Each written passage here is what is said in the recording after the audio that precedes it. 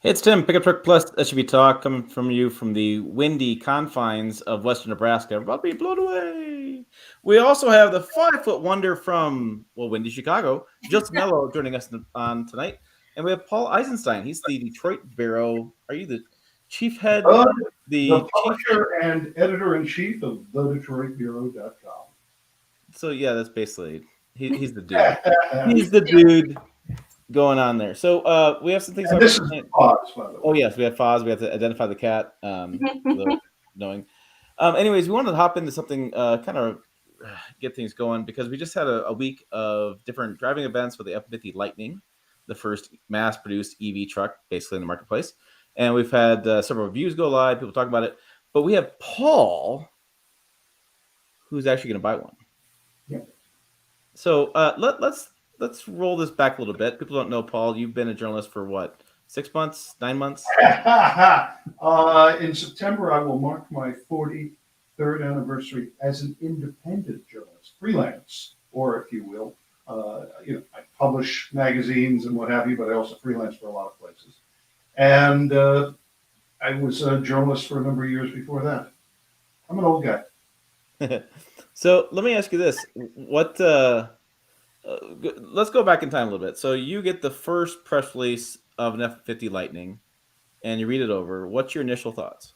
All right. So before the press release, here's the really cool thing.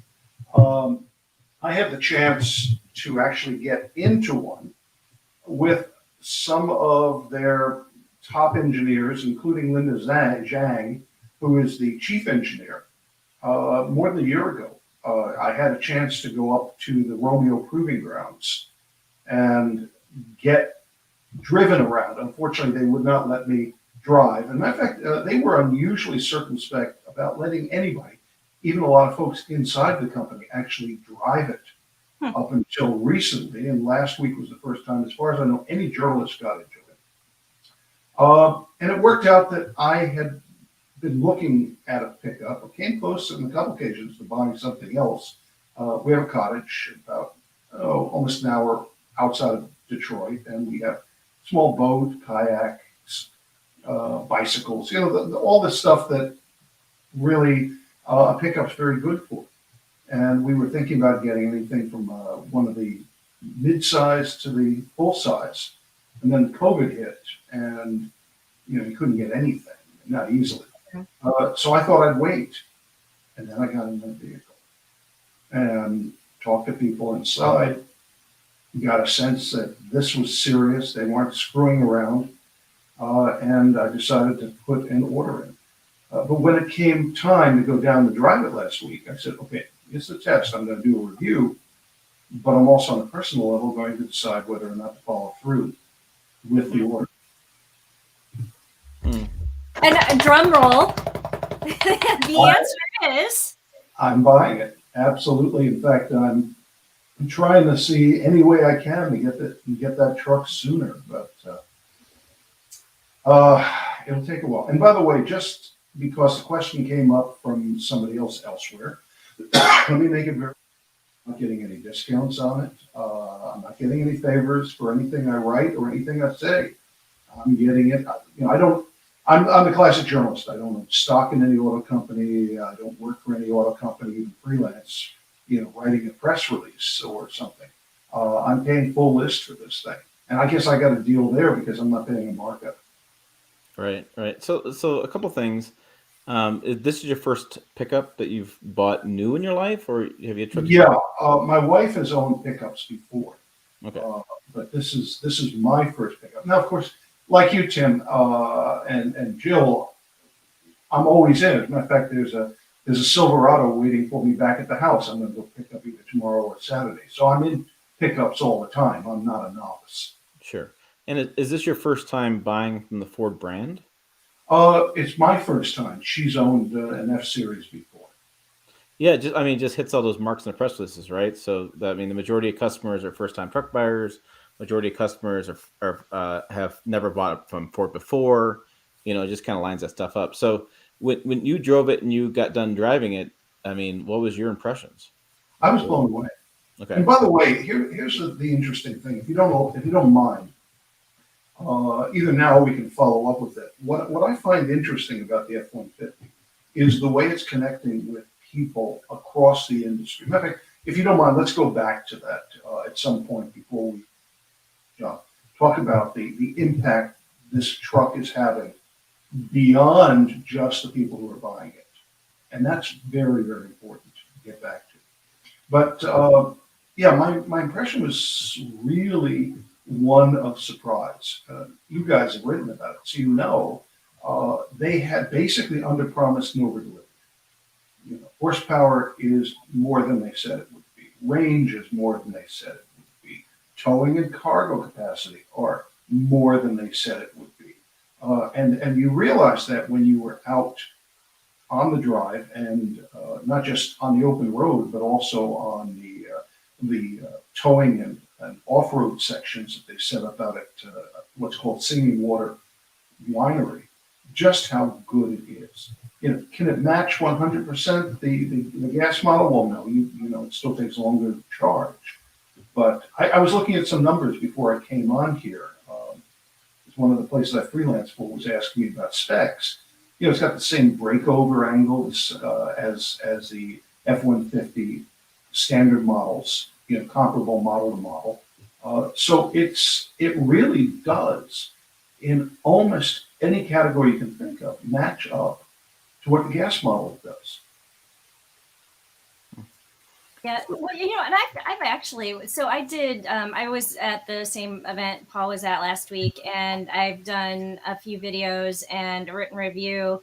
And I don't know if anybody is on our chat who was commenting on the videos, but I got a lot of pushback about the range and the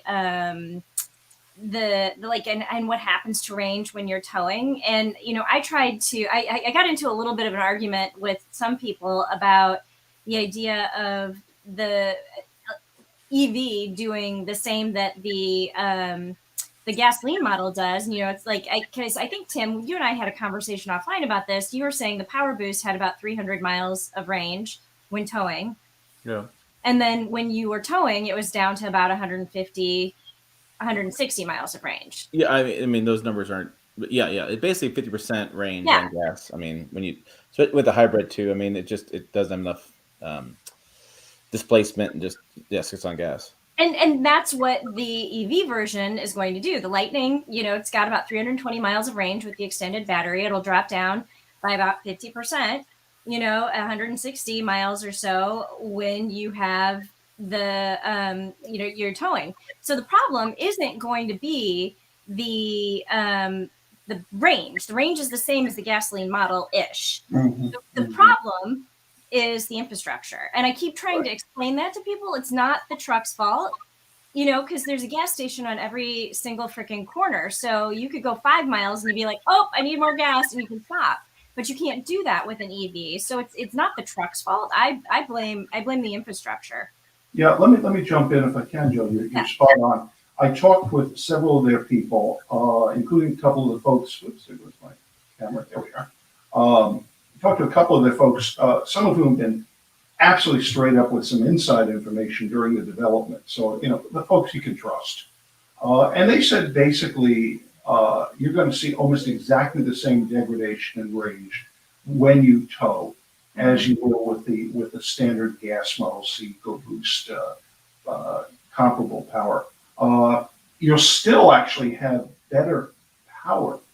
And that's one of the impressive things when you are towing.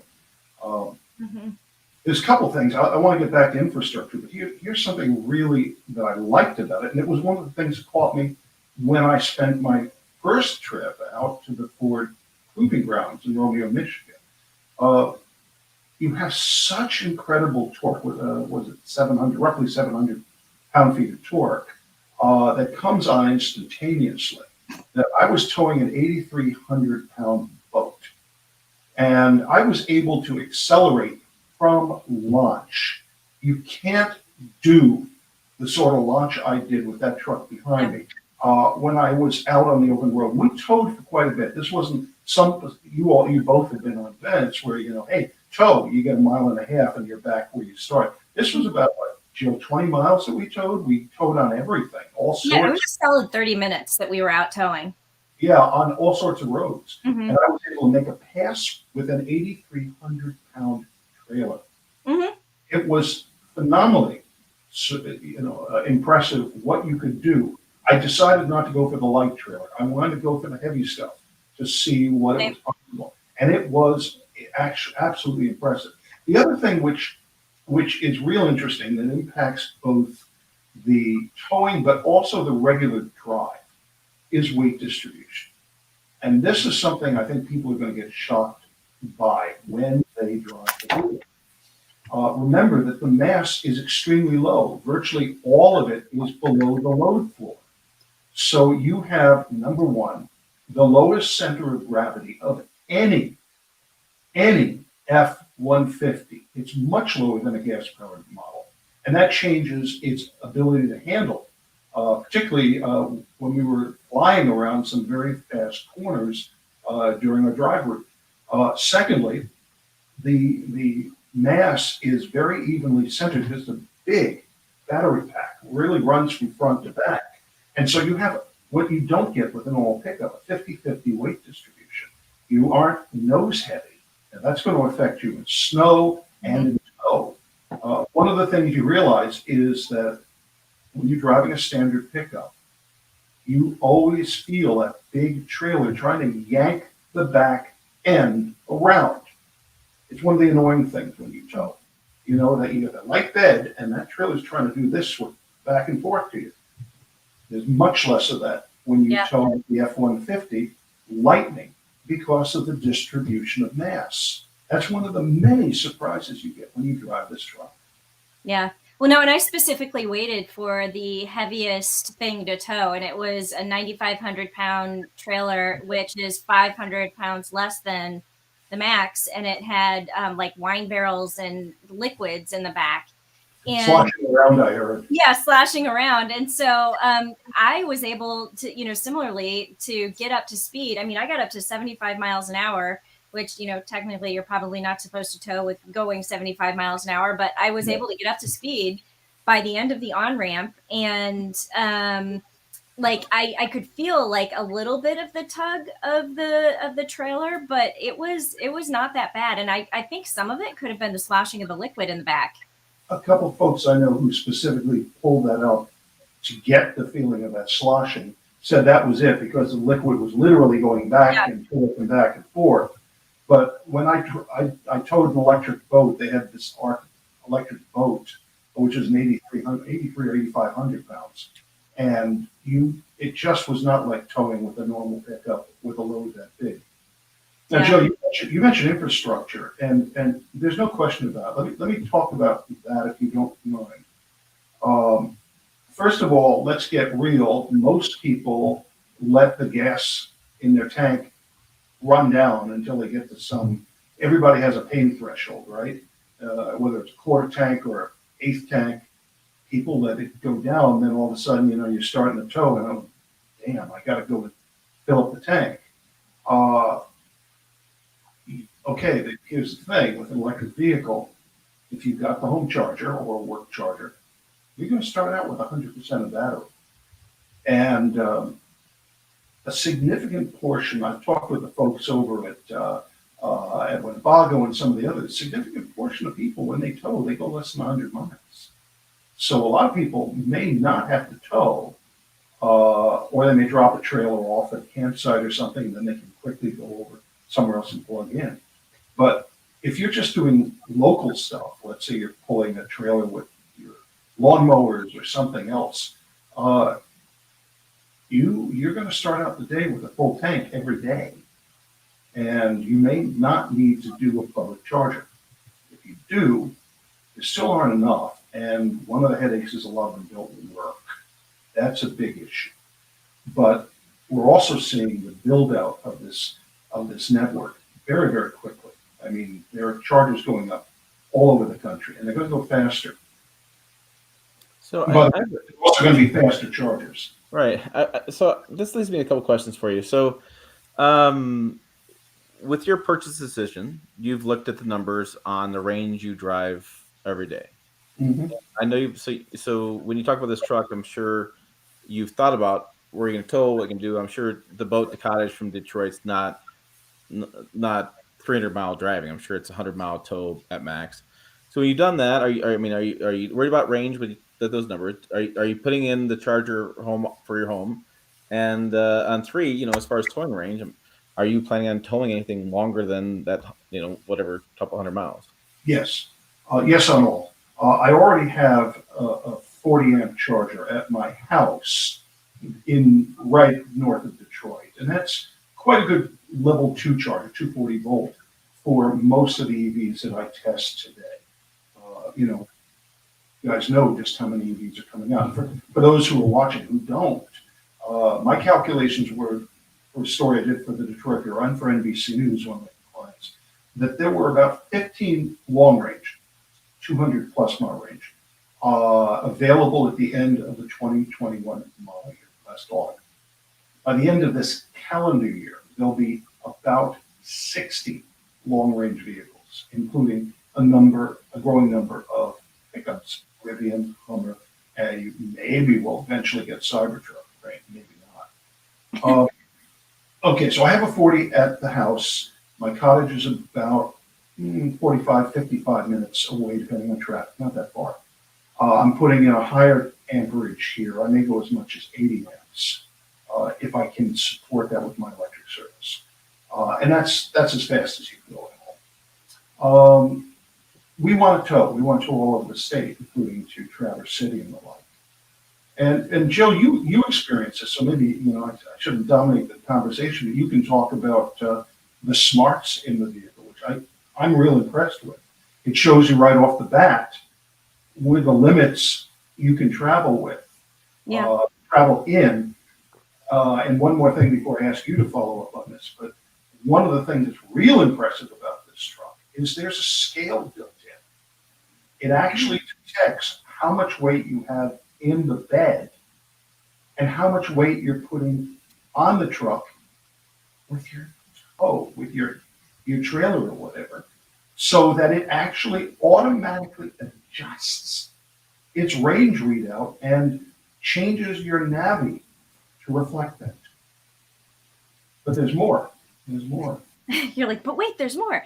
No, Yeah. I mean, one of the great things about EVs that are coming out now is they're a lot smarter. I think people have this impression of, the old Nissan Leaf of yore, which I mean, it wasn't a bad vehicle. It was good for what it was at the time, getting better all the time. And but now with the navigation systems and the payload systems and the onboard scales and everything being so smart, the calculations basically, so like the truck that you buy will already be preloaded with what its max towing is and the max payload is. And so when you add stuff to the truck bed and the onboard scales weigh it, it'll know if you're overloading the truck or not. So you don't have to do the math yourself. You don't have to. Tim and I have done a lot of videos about payload, tongue weight, towing, max towing, looking at stickers on the door jambs of trucks, trying to figure out, well, this truck has a max towing of this, but this one has a max towing of that. And it's the same truck. It's just equipped differently. But, these trucks come pre-programmed with the stuff already loaded in. And then, it gives you the smart range. And then it will also tell you where the charging points are along the way. So if you were going to, this is my perennial example. If I were going down to Indianapolis to see my parents, and that's 180 miles from Chicago to their door, and I was towing something, and it would know, okay, she cannot tow 180 miles from, Chicago to Indianapolis, but in 120 miles, there's a charging station in Lafayette, Indiana. We're going to tell her she needs to stop there and charge up before she continues her route. And so, there's just so many smart systems. Ford doesn't want you to fail. They don't want you to try and do the math in your head and mess it up. And, I've been wary of getting an electric vehicle to drive to my parents. But after driving the Ford F-150, I feel a lot more confident about it. And, I actually just drove the Porsche Taycan Cross Turismo earlier this week in Atlanta. and I got to experience the charging really for the first time, plugging it in myself and looking at all that. And both of those things have combined to make me, the next time I get an EV, like I may just have to drive down to my parents' house for the day just to experience the charging and get rid of the final vestiges of range anxiety. Yeah, let me toss in a couple more things it does. It's a cloud-based navigation system, Mm-hmm. and that has several advantages. It knows, for example, oh, there's construction on this road, or the road has been changed. You know, anybody who's had a Navi in their car knows, oh, wait a second, this is not what the Navi's telling me, because your mapping may be out of date. Well, cloud-based Navi will reflect changes made to the road. Mm-hmm. But it goes further. The Lightning will actually calculate the terrain. So if you're going uphill on your way to Grandma's house, it will calculate how much more energy it needs to go uphill, and then on the return, it'll calculate how much less energy it might need to go down. It also is smart enough to calculate, knowing that there are a limited number of chargers today, and it will update when new chargers are put in. It will actually say, okay, you have to charge at point A, and then you'll have to go to charger at point B, but you don't need to have the full charge. You don't need 100% or 80% at the first stop. So only put in 50, save you time. Don't waste your time there on a full charge. Wait till you get to the next stop. Then you might do 80%. And so it's smart enough to save you time when you charge by telling you how much and how much time you need to plug in. Mm-hmm. And another thing, by the way, is that you can precondition the vehicle before you leave the house or your hotel or whatever. While it's plugged in, you can use your app to warm the cabin up and warm the batteries up. Warmer batteries get better range. We all know that. Anybody who's used a camera or anything outdoor, an iPhone in a cold climate, knows that affects how much battery life you get. So this vehicle is so smart. It does a lot of things that you have not seen from electric vehicles in the past. What version of the F-150 are you getting? The Lightning? Which trim? What kind of? I'm getting the break the budget platinum. Going all in, are we? Yeah, since Jen was the one who really, really wanted it, I said, here's some things, but you go ahead. You talk to the dealer. And she went and she looked at everything she wanted. And by the time she got done, it was going to be as much as with all the options. It may have actually been cheaper to go with the platinum than option up the Lariat. Sure.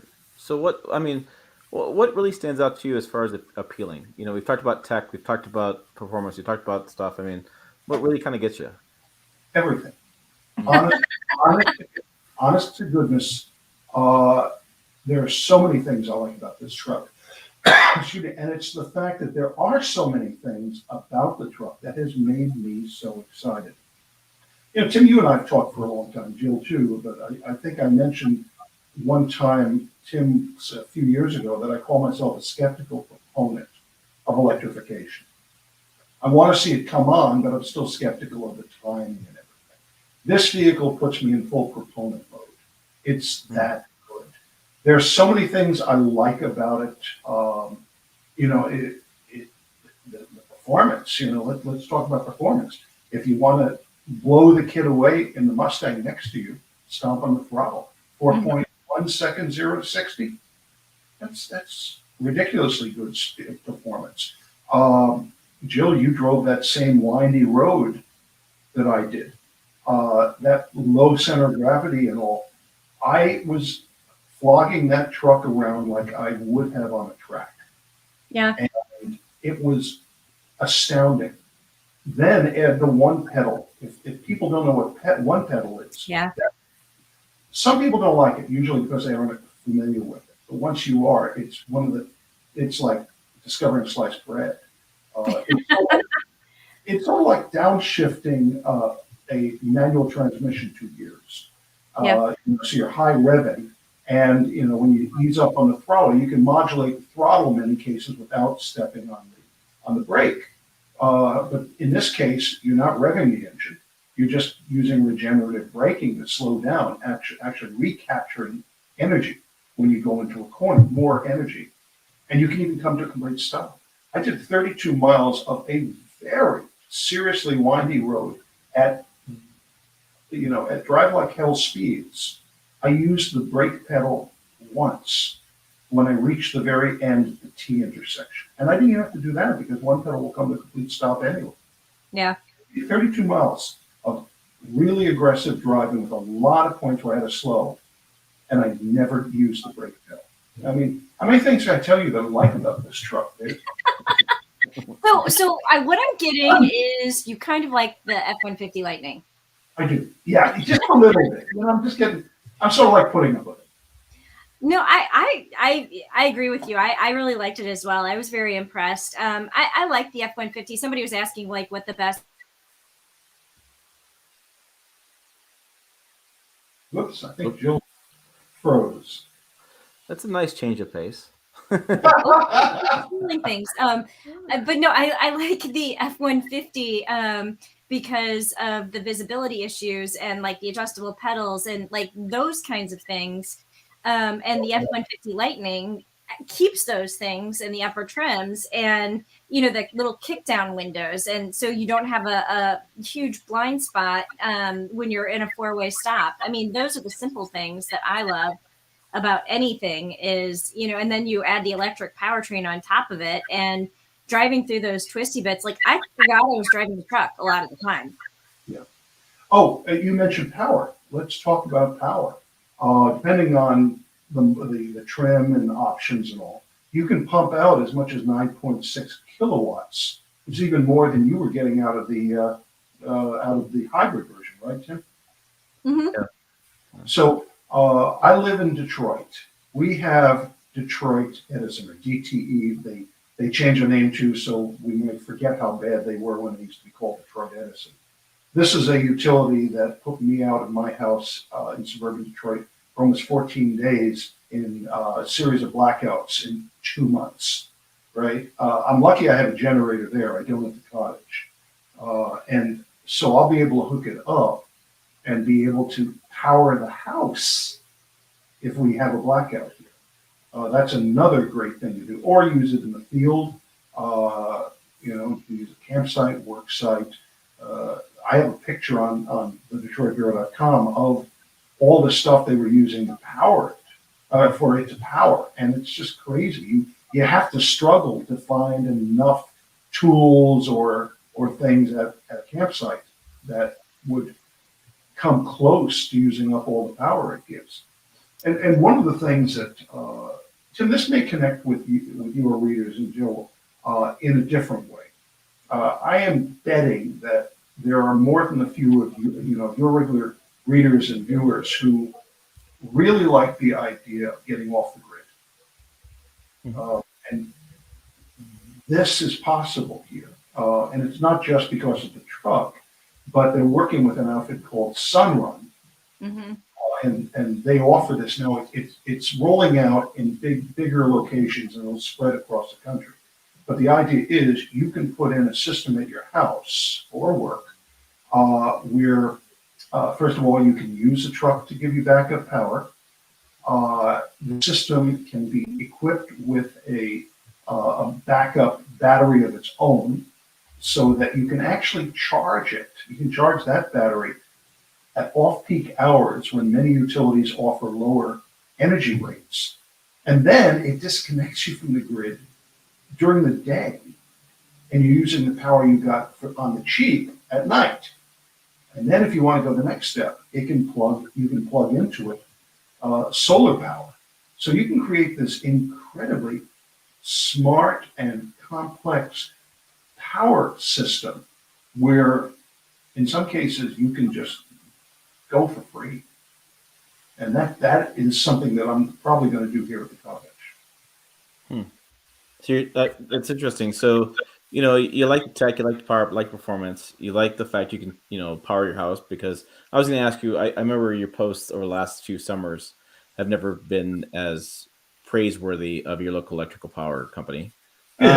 So I know you've had some issues there. So, but I'm just the last question I have for you. I mean, it doesn't sound like the fact that it's a truck really. I mean, the truck aspect of it is cool, right? It being that case, but it just sounds like you like so many things about the vehicle as a vehicle itself, and having the bed is just a bonus. Well, speaking about the bed, having the frunk wins me over and Jen. One of the things that I don't like about pickups traditionally is not having a storage. Some of them have little storage nooks, like in the fenders or what have you, or under seats. But I carry around my computer equipment, right? I rarely travel without it, even when I'm around town, because I never know when there's a breaking story I might need. It's the joy of a freelancer, right? And I don't like to leave a bag inside the vehicle. Mm-hmm. So I now have this frunk that I can store that in. But let's put it this way. You'd need 2 carts minimum at Costco to fill it. It's 14.8 cubic feet. That's massive. You could put Jimmy Hoffa's body in there. you could put like 4 Simonellos in there, I think. Yeah, you're talking to somebody from Michigan when they bring up Jimmy Hoffa. Chicago? I don't know. And by the way, it has electric plugs not only in the bed where it's both 120 and 240, but you have a 120 plug in the front. And alternatively, you can seal up. It's very easy to seal the front and turn it into the world's biggest onboard cooler when you go tailgating, right? And then there's just a simple plug to pull, and you drain it. I mean, there's so many cool things about this: storage, electricity, and so on. And by the way, I should mention that there is one thing I don't like. Not yet. Jill, I'm curious what your thoughts were. I know exactly what you're going to say. At least I think I know what you're going to say, and I'm going to agree with you. What is it? What am I Blue Cruise. Yeah. I want to like it. It doesn't. So Paul and I both came from the GMC Sierra program, and then went directly to the Ford Lightning program. I think we had a 12-hour travel day together. We went from one program to the other, and we tested Super Cruise on the GMC, and then we went in to test Blue Cruise on the Ford, and there was a very, very marked difference, because I would say like the Super Cruise system is like a 3.0 system because it's so far advanced. Not quite, but it's close. But, well, it's a little bit beyond 2.0. But I mean, it's not like perfect yet, but it's very far advanced over the Blue Cruise, which to me is like a 1.0 system. It reminds me of Super Cruise when I drove it in the CT6 like 5 years ago.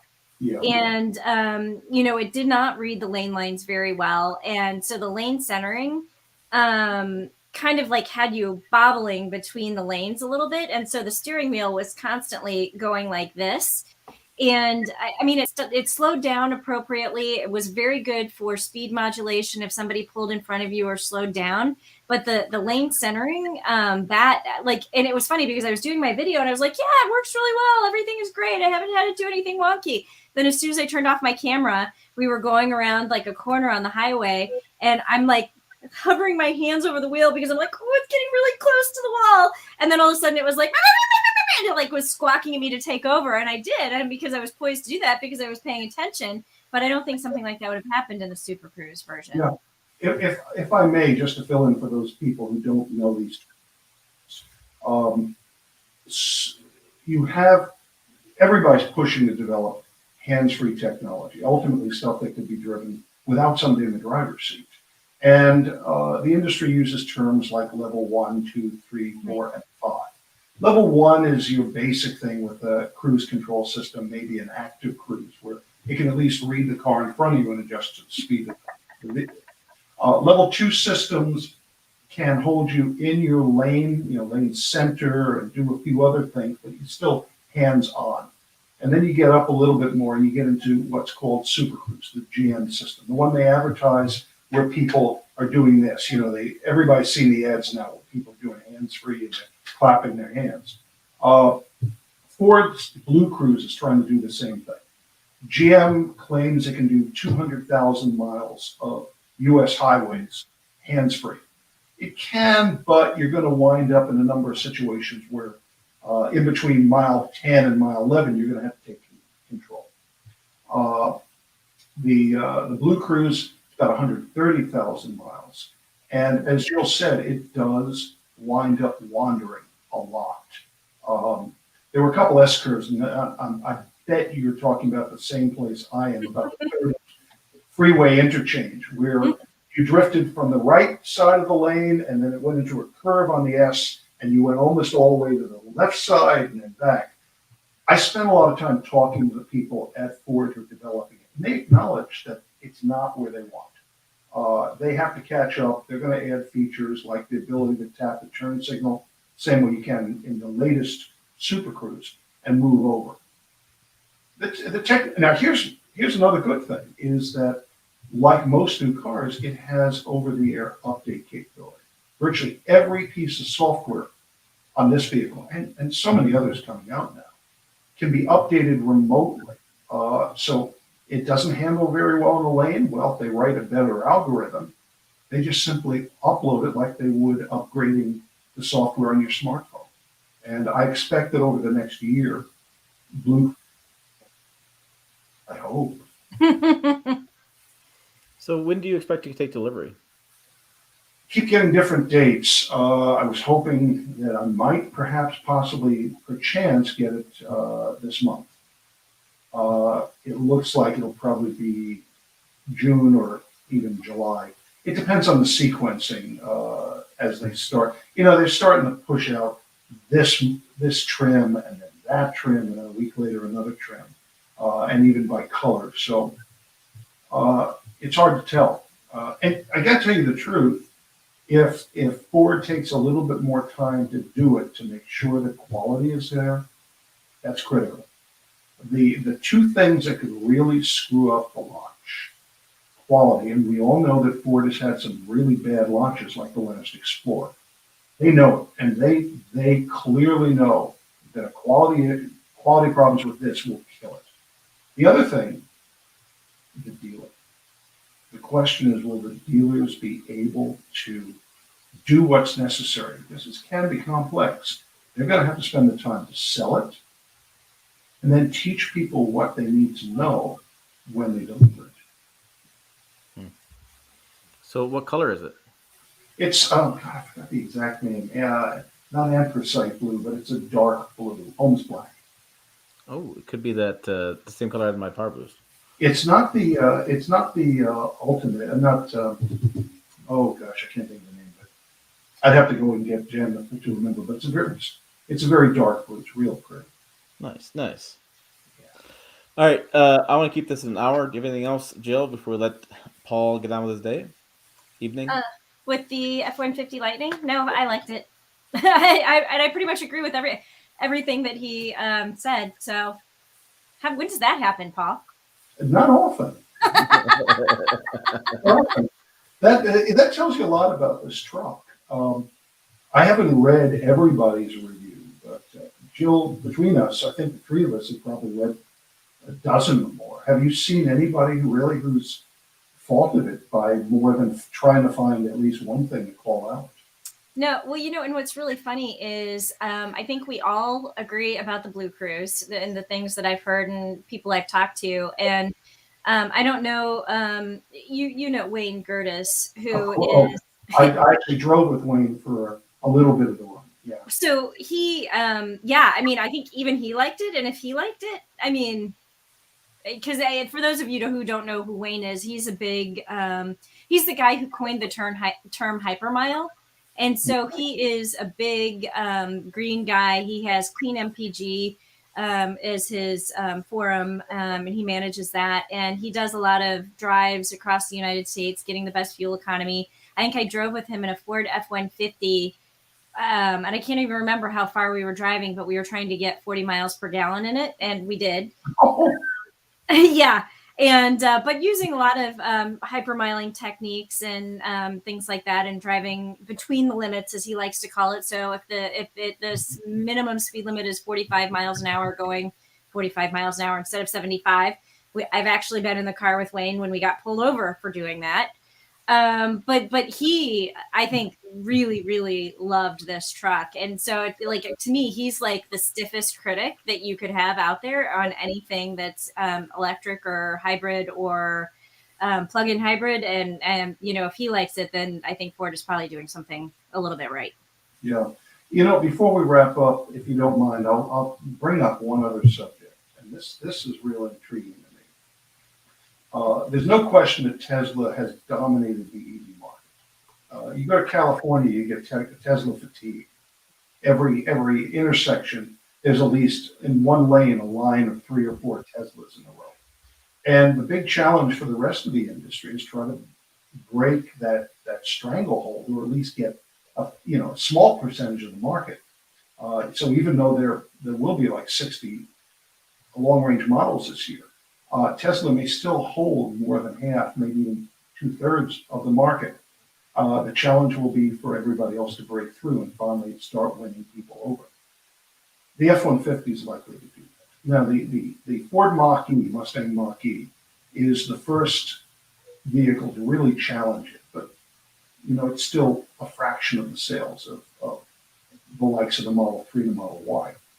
And you do have a very divided audience out there. You guys even more perhaps with your type of vehicles that you focus on. A lot of folks who go, the hell, I don't need EV. EVs suck. There's a political, in many cases, of people who are politically opposed to electrification. I have found folks who would never have even paid attention to an EV talking about the F-150. It is the best-selling truck in America. It is the vehicle everybody knows, even if you hate it. You know it. And so all of a sudden, people are hearing about it, and they're hearing about what it can do. And so people who don't believe in global warming, who don't believe in electric, are talking about this. And that is fascinating. This is likely to be the first non-Tesla EV to break into 6-figure sales once Ford has enough capacity in place. And it's likely to be the first EV, if they can get that capacity in place reasonably quickly, to actually start to show that other manufacturers, let's call it. It's a groundbreaker. It is an absolute groundbreaker. All right. Well, thanks, Paul, for joining us. Like I said, I'm going to let you go. I want to keep this a reasonable time point, and I know that you and your 3-part questions could take us down to about 4 more hours of discussion. But you were the one who asked the 3-parter tonight. All right. Thanks so much, Paul. We'll see you later. It's great to be with you both. Thanks. All right. Thank you. Bye.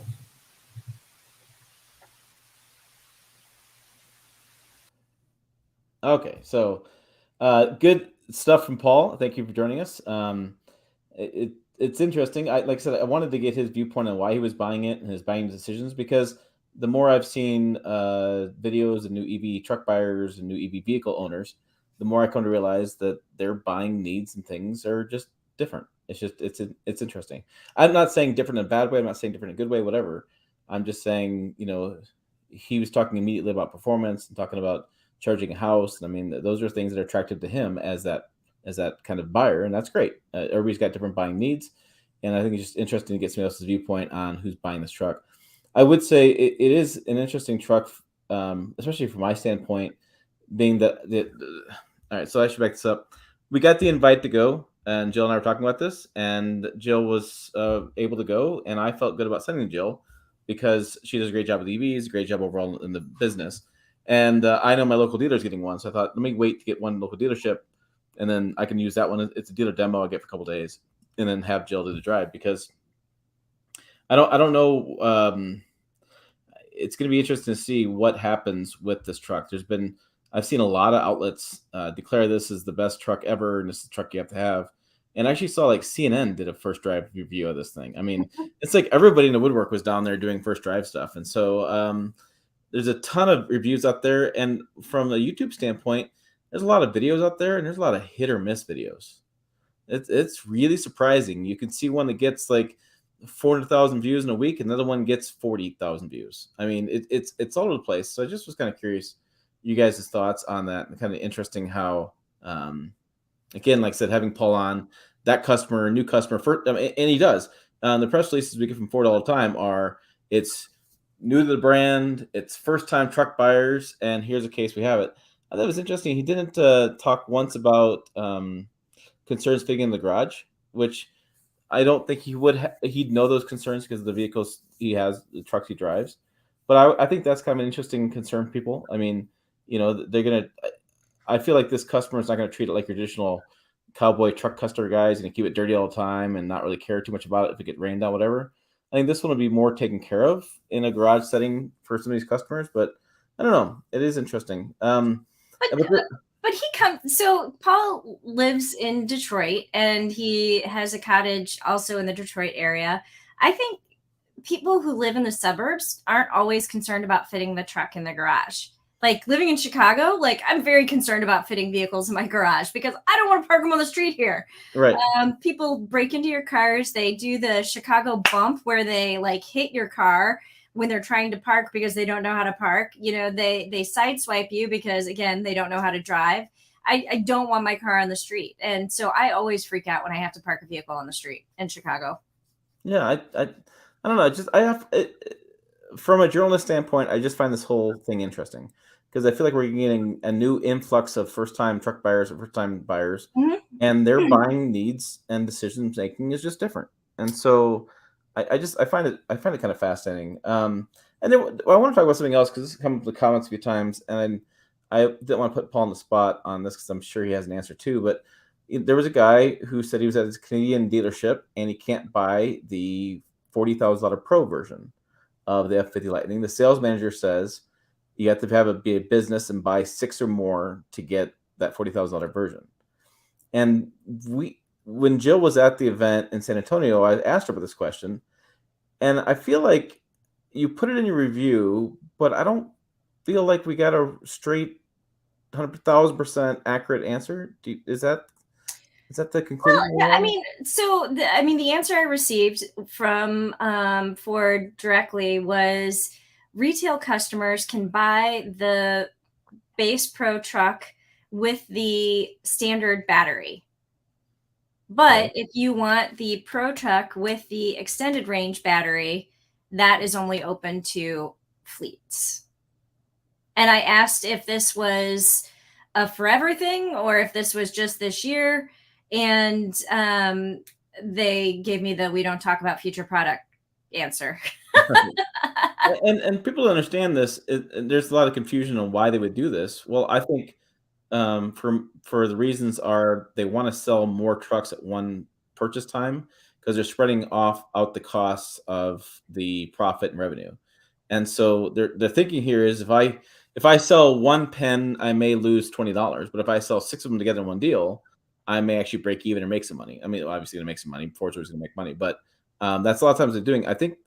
I theorize that $40,000 Pro pricing is really kind of a gotcha pricing anyways. It's trying to lure you in, and then you find out you start adding features, you're 60, 70 immediately. I mean, that's what they're doing there. Yeah, and I mean, I had the chance to drive the Pro, the Lariat, and the XLT, I think it was. And the Lariat was definitely by far the most comfortable vehicle. I couldn't own or drive a Pro model. I just couldn't. It doesn't have the adjustable pedals. It has manual adjusting seats. I had to instead of having the seat upright, I had it tilted forward to give me a good ride height. So, I mean, I was basically sitting forward, so that wasn't comfortable. My feet were dangling on the floor because the seat bottom, didn't tilt down. So, I mean, the upper trims are certainly designed to hit the comfort spot and, more range of sizes of buyers. There's more technology in there. Yeah, I mean, the base truck is always the gotcha truck, you know. It's always the come look at what we have to offer. You can get this great thing for $80,000. So I mean, I don't know. Can't you get a truck for less than $100,000? Yeah. You know, less than $80,000 probably. But to get the truck you really want, you're gonna have to spend the money. And I mean, you know, as you saw, Paul was just like, "F it, I'm just gonna buy the platinum trim." You know, I'm just gonna get everything. Right, right. Viewer question. I'm putting Jill on the spot. Viewer question. She's going to. The question is, what is the best compact crossover for someone your size? So, if you guys don't know, the 5 Foot Wonder is a little shy of 5 foot, but that's okay. Let's not let facts get in the way of a good story. My mother-in-law is 5 feet tall and wanting a new small crossover. I mean, compact, that's tough. The vehicle that I wanted to put my mother in, and I still think is the vehicle I want her to buy, is the Subaru Forester. To me, the visibility is really good. The safety features are really good. And as my parents are getting older, like what I want from them is safety. Like I want the adaptive cruise control, the automatic emergency braking. I want all of that stuff. The automatic reverse braking, that's the new thing that I think anybody who's over like 70 should have in their car. Because like backing out of parking spaces and backing into you know, like, or potentially backing into another car, backing into posts, backing out of the garage, automatic reverse braking is very important. And I'll be honest with you, not a lot of vehicles have that. I think the Nissan Kicks was the first like super compact vehicle that I saw that had it standard. So I and the Nissan Kicks, if you're looking that small, that's actually a pretty decent vehicle. If you go up into one of the upper trims, it's pretty well equipped with heated seats and the you know, some of the nicer leather seats. So I really liked that one. I'm a huge fan of anything from Mazda. So the CX-30, especially if you get the CX-30 with the turbocharged engine, you get a lot of the up-level safety and tech features, and plus the better engine. So I would send people to the CX-30. I'm trying to think if there's anything that was really completely horrible. I see somebody talking about the Jeep Compass. The engine isn't there for me. That the engine is not, until they switch out that powertrain. I couldn't recommend the Jeep Compass to anybody. It's like, what else? I don't know. I hope that answered the question. Adjustable pedals are always great in vehicles, but as we've seen, they're only in larger trucks. And only Ford and Ram, and then now Jeep with the Wagoneer have adjustable pedals. And don't argue with Jill about that. She has done her research. So yeah, and I even like called out General Motors, and I kept after them to because people kept saying, but my General Motors offers them. General Motors offers them. I'm like, oh, General Motors offered them, ed past tense, but when they redesigned their large trucks, they did away with them. So and I've had automakers tell me that they're just a gimmick. I've had automakers tell me that nobody actually wants them. I've had and I'm just like, you guys are just trying to save money because people want them. Tall people want them too, because short arms, long legs, you know, short legs, long arms, like that just helps you customize the truck for your driving position, and it's safer. You know, you should be 10 inches from the steering wheel. And in the video that we did with the all the different trucks at the Chicago Auto Show, there were some where I was like literally on top of the steering wheel. So that's not safe for me. But yeah, so Mazda CX-30, Nissan Kicks, if you're really looking in the compact space, but Subaru Forester, if you can go a little bit bigger. Okay. Yeah. And they did take them out, and I think it's 2019, 2020 was the heavy duty refresh. And I believe that's when the pedals went out. Let's move along to Jill's got a Rebel Rally update, and I got an update by the end of this live stream or podcast or listen to us. I've done a lot of podcasts lately. We need like new intro music. I decided for the podcast. Other podcasts like and then they started. I'm like, I don't know. I'm gonna have to figure that out. But I have an update for you guys to finish up this live stream podcast / whatever we're doing. But Jill has now been home for a couple of days. I want to know, have you removed all the sand out of your luggage, or do you still have some in your in your luggage or your ears, or where are we at with this? I feel like I do still have some sand in my ears. I may have gotten it all out, but I like use the Q-tip every shower. I have what I will now call my gear bag, and that is in the garage. It is still full of sand because I can't get it all out. I think I posted a picture to either Instagram or one of my Instagram stories or something where I had the picture of my very shiny black bag that was no longer shiny and black. It was brown. But why do you have sand? I mean, what'd you do? So I guess we should back up a couple steps. For those of you who don't know, I am going to be participating in the Rebel Rally this year. So I'm a 2022 competitor, and this is a female-only navigational challenge. There's a little bit of driving involved in it, so you need a moderate amount of skill to be able to drive, but it's really a navigational challenge. You have to be really good with a compass and a map and scales. So like this was my notebook from training, and let's see, we didn't have our hadn't purchased scales, so I actually had to write the scales on my notebook so that I could be able to measure how far we were going to have to drive. But no GPS involved.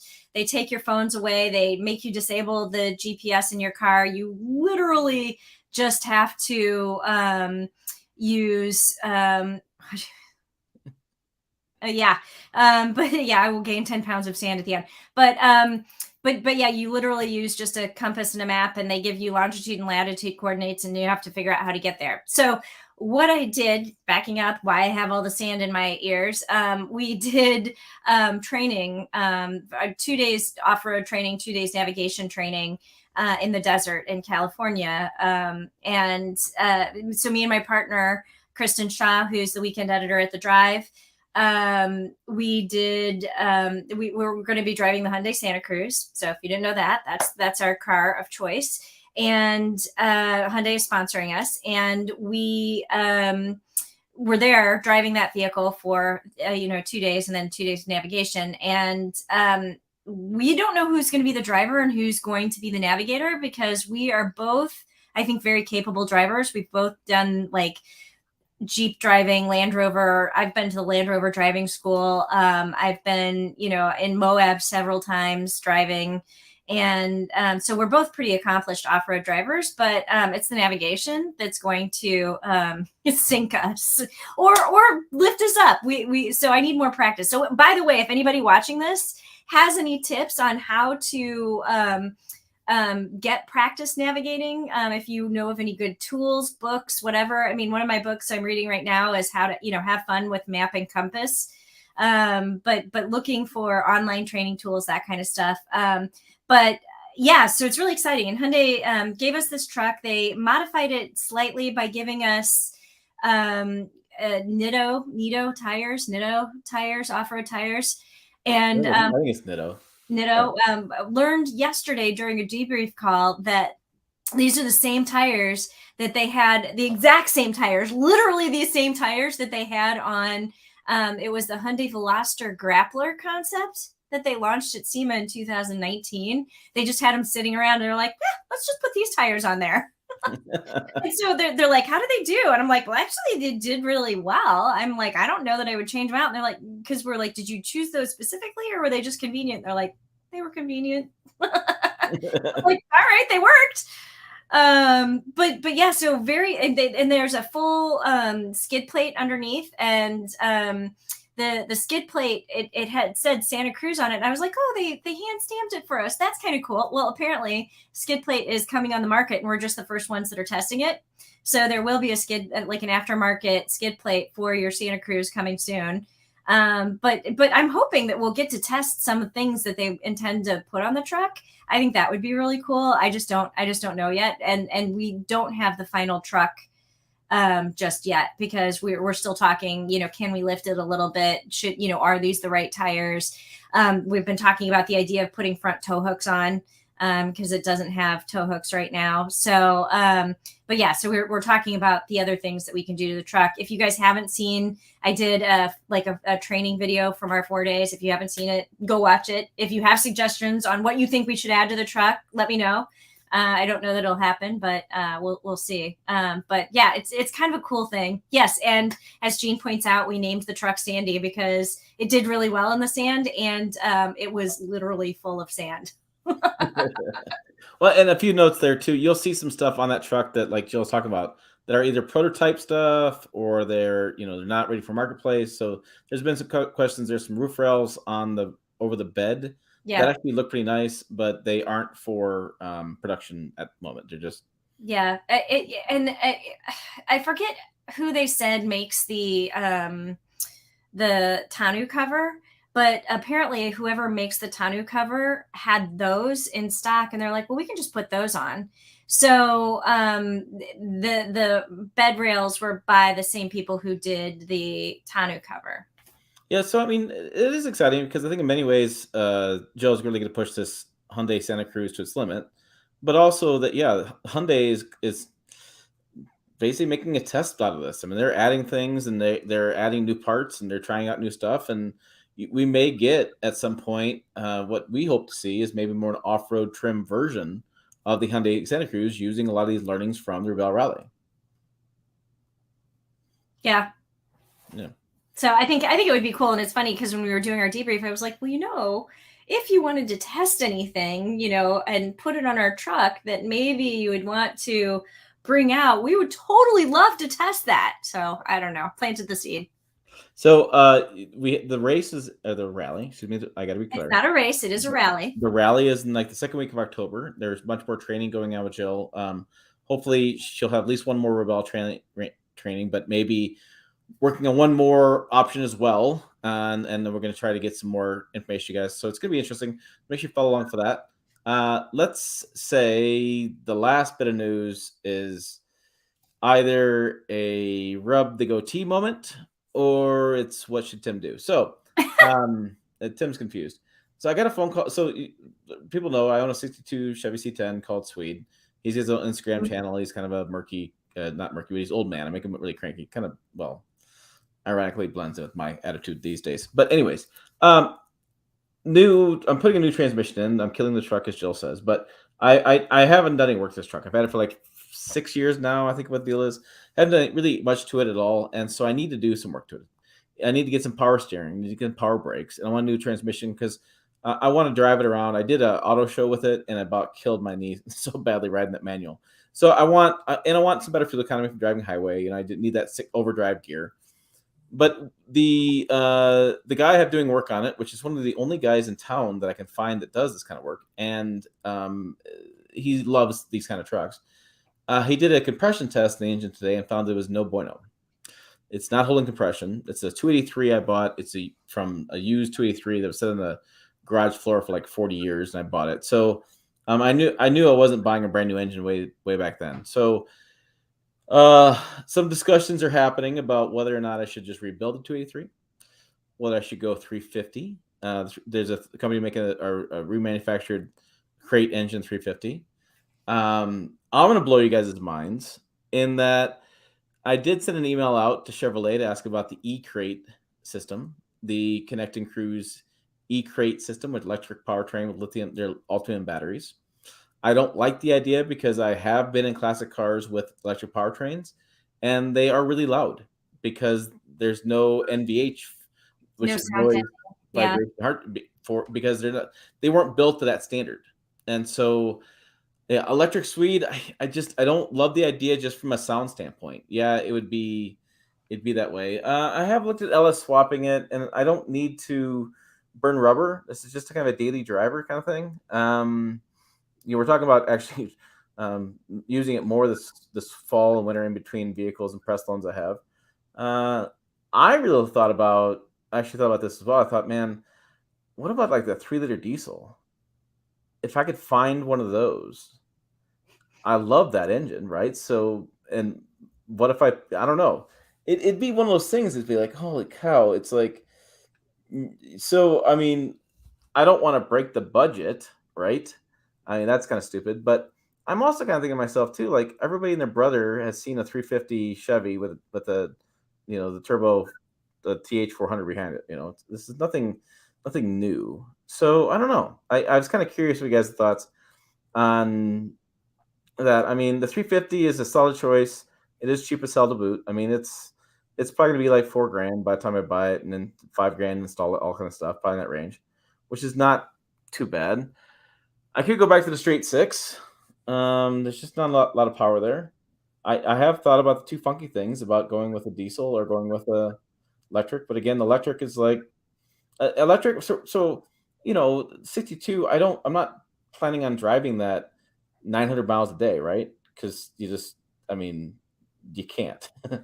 um, so I mean, electric would make sense because I mean, the tops I drive that truck in a day is probably 200 miles. That'd be really tops, and so I could do that. But again, I don't know that. I don't know they even offer the E-Crate engine because I looked at their website today and I had to send an email out to the Chevy PR team. They offered that for a SEMA truck last year. It's supposed to be available the fall of 2021 or summer 2021, and there's still no pricing. Hmm. So I wonder if that's because the raw material prices have jumped so much with EVs. That's the thing I think that's interesting is like Paul's buying his EV F-150 right now, which is great because I think pricing is going to start jumping up.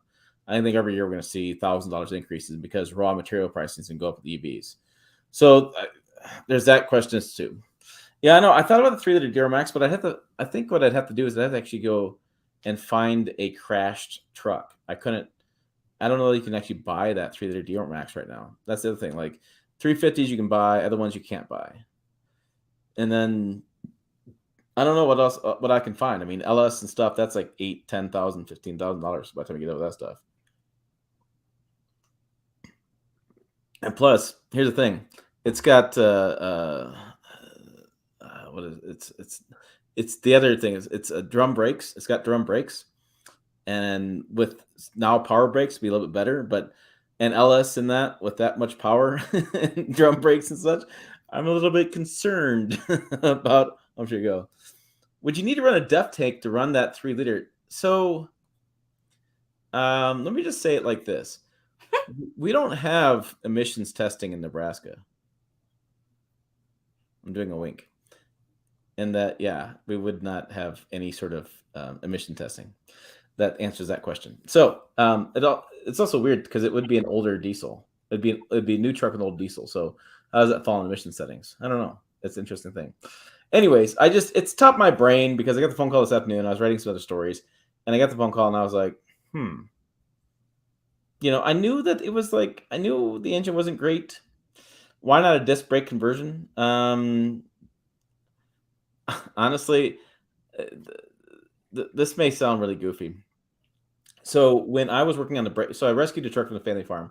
When I was working on the brakes at that time, it was around the same time that Tacoma came out with the rear drum brakes. And so I didn't go disc brake conversion at that time because I was broke, A, didn't have the money to do it.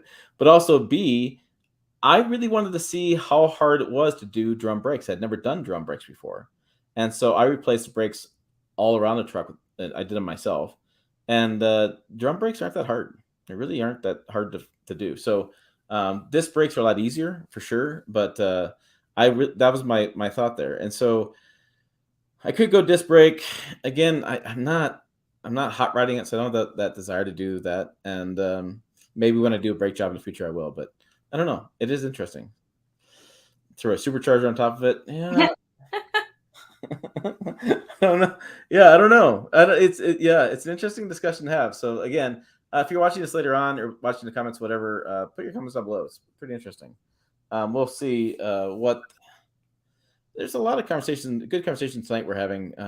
Dude Man 578's talking about the AIM X5 Deep. Oh, we decided that's the guy with the Miata thing, right?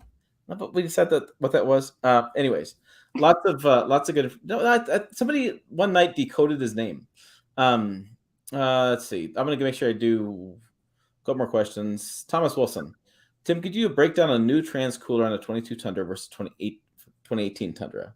Last I used them before removing them, and maybe show trans temperatures. I don't know that the transmission cooler is that much different by design, and the reason they had to go with that transmission cooler was for max towing. So we're all aware of this because I argue with people all the time about this. Max towing is done on a test. It's part of the test is at the Davis Dam. It's a J2807 standard for the ASE, the Society of Engineering, and the trucks will tow twice the max towing number they have on the specs. The problem is they have to hit a certain temperature on the Davis Dam test. I don't remember the exact number as they're towing. They can't exceed that temperature, so that's why they do transmission cooling, and they do more airflow in the engines. That's why the grills are getting taller, so more airflow goes in. So that's the reason why the max towing number's there. I don't think there's any difference there, and they'll probably be the same trans temperature range of the 250 mark because they've gone more synthetic, and now everybody is over 200 degrees. There we go. At this point, you should do a paint job. Well, I'm not going to paint Swede. I'm not doing that. People want me to fix Swede all the time. I'm not going to do that. Dude Man says, it's even more alarming the rate at which used cars from the US are being shipped overseas. I see mass migration to areas that offer public transport because people simply won't be able to afford cars. There was an interesting thing in Japan where they had certain law there. They would sell the car after a year. Instead of having it recertified, they'd actually ship it to China. And so there was boys buying new cars in Japan. I don't know. Everywhere you go, something different. All right, I think that was it. Yes, so they broke it down again. It's Alex, or so it says it's Alan, AL, MX5, C, Miata, DP, Auto Class, D, Prepared. Autocross class. All right, there we go. That's what we need. So we need a plug-in hybrid truck. Okay, so that's all I have for you guys tonight. I think, well, I could do that too. What if I took a Jeep 4xe system and put it in Sweden? But the thing is, like, it's such a brand new system, right? You'd have to find one wrecked, and then the other thing too, like, what I get confused about is electronics. So would you have to have the computer software to go in there to tell the Jeep 4xe system is no longer in a Wrangler? It's actually in a 62. I'm like, I don't know how that's supposed to work. Like this whole retrofitting stuff, like I don't know how it's supposed to work. I don't understand how it's going to work out. I have no idea. Anyways, I'm going to go sit in my chair and relax, I think. Yes. I'm going to go eat dinner. I haven't had food yet. Fantastic. So we're going to stuff our faces and sit in our chairs. Any of the comments, concerns, put them down below. We'll get to those next time. We'll have coming up, we have the news recap show tomorrow. We have, I had an interview with a Tundra owner that should be out there this weekend. And we have, I don't know how many, 4 or 5, 10 reviews that are sitting in queue. We have a lot of stuff coming your way. So be prepared, more stuff coming. And Jill and I will be in person in 2 weeks. So we got one more live stream. Yeah. And then we'll be in person. So that's the way I see it. So anyways, as always, everybody, thanks for being part of the channel. Thanks for growing the channel. Thanks for Paul being on today. Thanks for Jill for being on today. And check out the website, pickuptrucktalk.com. And we will see you guys down the road.